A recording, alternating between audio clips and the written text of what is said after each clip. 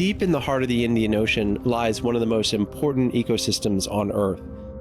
yet virtually no one has ever heard of it. It lies hundreds of miles from the nearest port, making it one of the most remote regions on the planet. And for the thousands of fishers who journey there, it is a harrowing workplace where lives can be lost on distant waters far from land.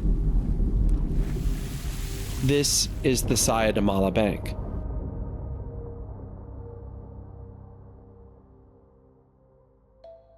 In October 2022, a small Sri Lankan fishing vessel was arriving on the Saya de Malha Bank. The gillnetter had spent weeks traveling over 2,000 miles to reach the high seas fishing grounds. Now, they were running short on fuel and supplies. In desperation, they approached any passing ship, begging for assistance. Among these ships was a Monaco Explorations research vessel. The scientists helped best they could, delivering cigarettes and water to the desperate Sri Lankans, but fuel they had none to give.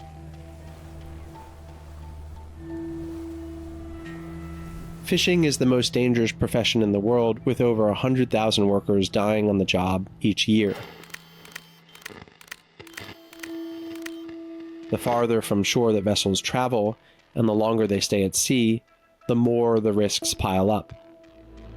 Severe storms, deadly accidents, malnutrition, and violence are just some of the dangers that workers face on distant water fishing vessels.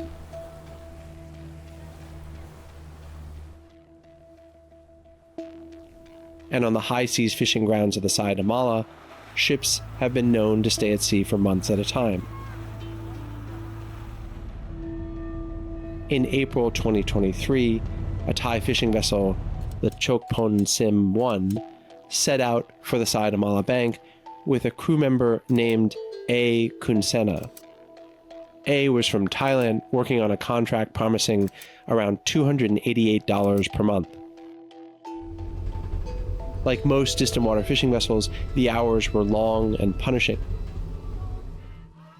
On some Thai vessels, captains have been known to provide amphetamines to the crew to keep them working even longer. On July 22nd, Kunsena called home using Facebook. During the call, he told his mother and cousin that he had witnessed a fight on the ship, resulting in at least one death. โทรมาหาแม่บอกแม่มีคนตายมากับปลานะเขาอัดมากับปลาเขาเล่าไม่หมดค่ะแบบเล่าได้แป๊บๆแล้วเขาก็บอกว่ามีคนเดินมานะแค่นี้ก่อนเหมือนเขาแบบกลัวคนอื่นได้ยินนะคะ That phone call would be the last time his family heard from him, because 7 days later, Kunsena went missing. แล้วเขาก็บอกว่าให้เพื่อนช่วยค้นหาแต่ค้นหาไม่เจอเขาเลยไปย้อนดูกล้อง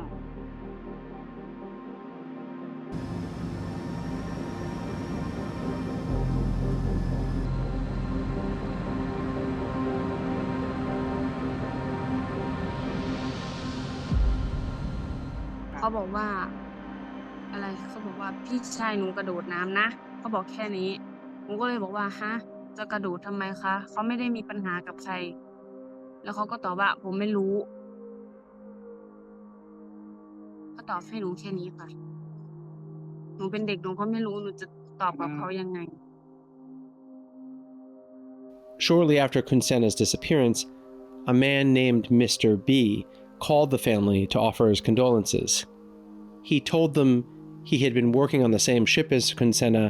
just before his disappearance. บอกว่าเขาก็โทรมาขอโทษยายบอกว่าแม่ผมขอโทษที่ผมไม่ได้พาพี่กลับมาแล้วเขาเล่าอะไรน้องฟังครับเขาบอกว่าเขาโดนขู่จากใครหนูไม่แน่ใจเขาไม่ได้บอกชื่อคนที่ขู่เขาบอกว่าเขาโดนขู่ว่าจะฆ่าเขาก็เลยหนีออกมานายบีก็เลยหนีออกมาแต่ไม่รู้ว่าใครขู่ค่ะเขาไม่ได้บอกเขาบอกแค่ว่าโดนขู่ฆ่ามาเคยชวนพี่เอกลับแล้วแต่พี่เอไม่กลับ 2 months later, the ship returned to Thailand, and after a brief investigation, the police and insurance company ruled it a suicide. ทำไมถึงเชื่อว่า เอ่อไม่ใช่การฆ่าตัวตายคะ เพราะว่าไม่ได้มีปัญหากับที่บ้าน ค่ะ แล้วก็เพื่อนร่วมงานถามตลอดว่ามีปัญหากันไหมเขาบอกไม่มีค่ะ จะกลับมาวันแม่ อยากจะกลับบ้านวันแม่เพื่อกลับมาที่อยากจะกลับบ้านที่นี่วันแม่ อยากมาไหว้แม่ แล้ว As is often the case with crimes at sea, where witnesses are few and frequently unreliable, it's difficult to know whether Kunsena died from foul play. But what is clear, whether he was forced to jump overboard after witnessing a crime or willingly took his own life, is that these distant water ships are traveling so far from shore that working and living conditions are brutal and sometimes violent, and these very conditions are likely playing a role in sinister outcomes.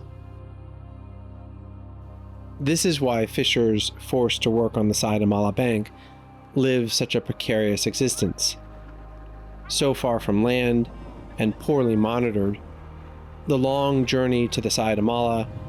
can be the last they ever take.